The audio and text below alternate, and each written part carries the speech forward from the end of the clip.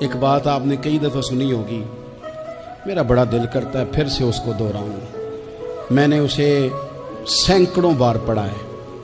جب طبیعت پوری بے چین ہوتی ہے اور اپنی ذمہ داریوں کا احساس کرنے کو دل کرتا ہے نا، تو پھر خیال آتا ہے کہ ہم بھی پڑھیں ذرا ان چیزوں کو۔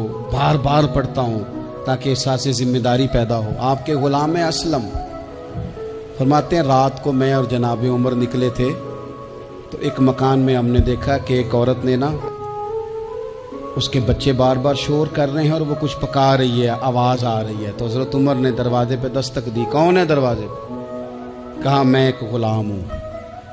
حضرت عمر کہتے ہیں غلام ہوں؟ بہن کیا مسئلہ ہے، بچے کیوں رو رہے ہیں؟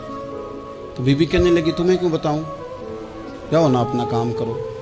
حضرت عمر نے اصرار کیا تو تلخ لہجے میں، جس سے غصہ نہیں کر جاتے حکمران، councillor, chairman, M P M N A ناراض نہیں ہو جاتے، اس تلخ لہجے میں بی بی کہنے لگی دعا کرو اللہ میرے اور عمر کے درمیان قیامت میں فیصلہ کرے۔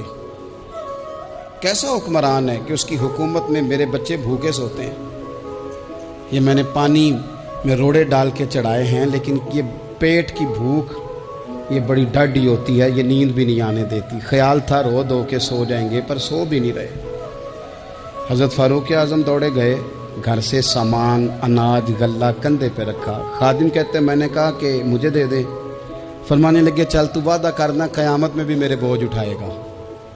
کہ حضور نہیں، وہ تو میرے بس کی بات نہیں۔ فرمایا پھر مجھے کرنے دے۔ دوڑے آئے، اس خاتون کے دروازے پر لا کے وہ چیزیں رکھی۔ کہا بہن اگر تو پردہ کر لے تو یہ غلام نا آج کھانا پکا دے تیرے بچوں۔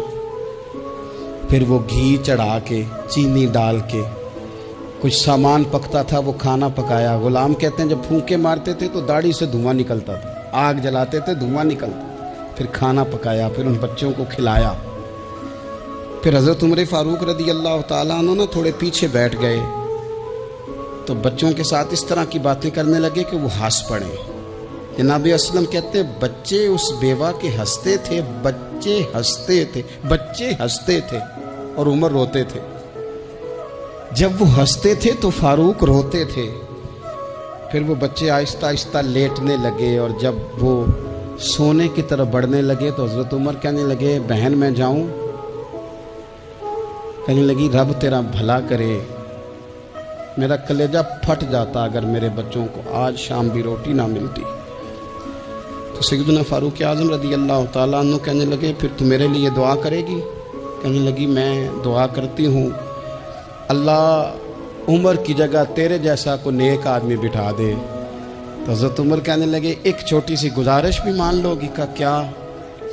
فرمانے لگے کوئی یہ میری خدمت اگر پسند آئی ہے تو عمر کو معاف نہیں کر دیتی؟ غلطی ہو گئی، اسے پتہ نہیں تھا۔ اپنے منہ سے کہنے لگے سیاںا بھی نہیں، باشعور بھی نہیں، اسے چاہیے تھا خلافت کی ذمہ داریاں نہ لیتا۔ لیکن حضرت صدیق نے کہا تو وہ مان گیا، لیکن بہن میں اسے جانتا ہوں، بزدل بڑا ہے، کمزور بڑا ہے، ضعیف بڑا ہے۔ اگر تو قیامت میں اس کی شکایت لگائے گی تو بڑا کمزور پڑ جائے۔